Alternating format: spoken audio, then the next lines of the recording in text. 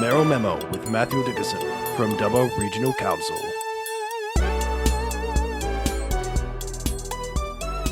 .5 Triple M. I'm joined by the Mayor of Dubbo, Matho Dickerson. Good morning, Matt. How are you? And with great pleasure, I'm joining you this morning, Matho. I'm going really Excellent. well.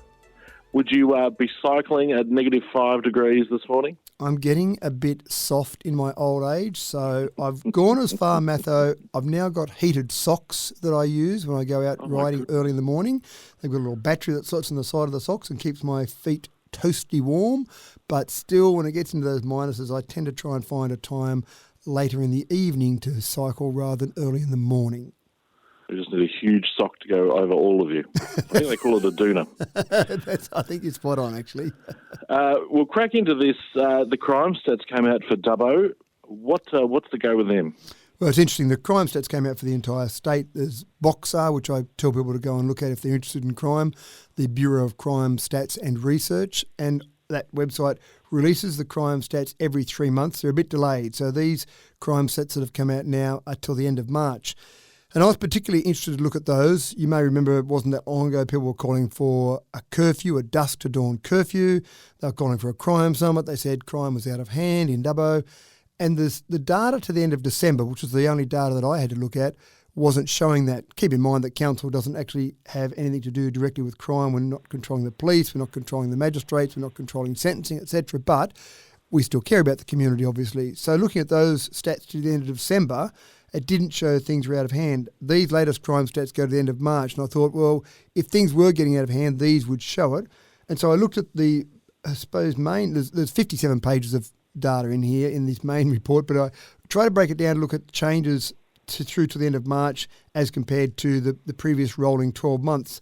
And what I found were a few things that were interesting. And I'll compare the state versus what's happening in Dubbo. One thing people talked about was motor vehicle theft. Across the state, that's gone up over that rolling quarter by 4.6%, but in Dubbo it only went up by 0.3%. Now, it's still an increase. I'd still rather see a decrease, but it seems like the police in Dubbo are doing a pretty good job keeping it not going up by too much.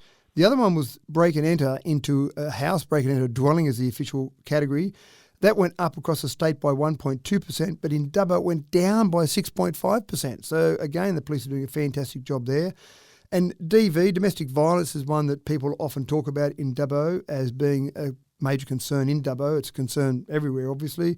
Across the state, that went up by 1.8%, but in Dubbo went down by 3%.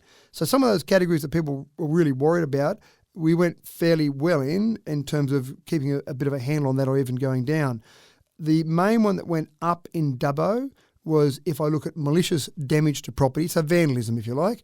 Across the state, it went up by 1%, but in Dubbo, it went up by 9.3%. So that's a bit concerning. But again, it's not something that's a risk to your personal safety. You see some vandalism, see some painting on the side of a road, on the building, and you think that's a bit annoying, but you don't feel like your personal safety is at risk there. And that's where those things like break and enter to a dwelling or motor vehicle theft, people felt more at risk from some of those sort of things. So reasonable news, not all wonderful news, not all dance down the street and click your heels news, but not too bad. And I really congratulate the police on the hard work they're doing to try and keep a bit of a handle on some of this crime.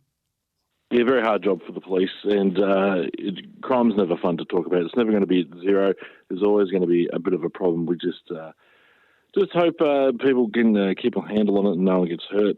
That's all we sort of worry about, isn't it? Yeah, that's exactly right. I think you hit the nail on the head. We can't expect it to be zero. We just like to see it going down. Yeah, that's right. Now, just quickly, you got a council meeting tonight. You're bringing in the budget. Thursday night, actually, the council meeting, Thursday night. Sorry. That's all right. But Thursday night, 5:30, tune in online, come into the public gallery, because this is the most important meeting of the year, some say, because it's the time when, yes, we decide the final budget for the next financial year. And we've had that out on display. We've had submissions come in for it. We've had lots of people giving their opinions about what they would like to see change in the budget. It's always a challenge because people tend to say, can you please give me this extra thing or add this extra service? It's very rare for people to say, can you take some services away from us, please, or shut down some services you've got? So that's always a challenge, balancing all of that. We're talking about a budget in the vicinity of $220 million in total. So that'll be discussed, debated at the council meeting before the final changes are ratified, and then we put the final stamp of approval on that. So that's a big thing. And again, I love to see people either coming in person or tuning in online.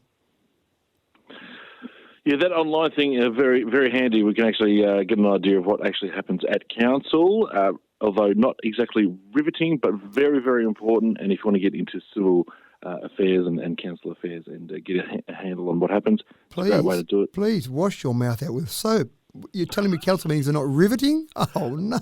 Matho. Well, they are for me. I find the fireworks at the end a little bit unnecessary, but, it's good fun.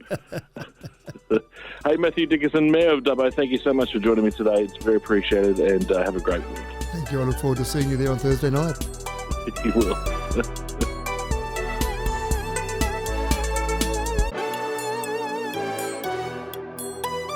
Mayoral Memo with Matthew Dickinson from Dubbo Regional Council.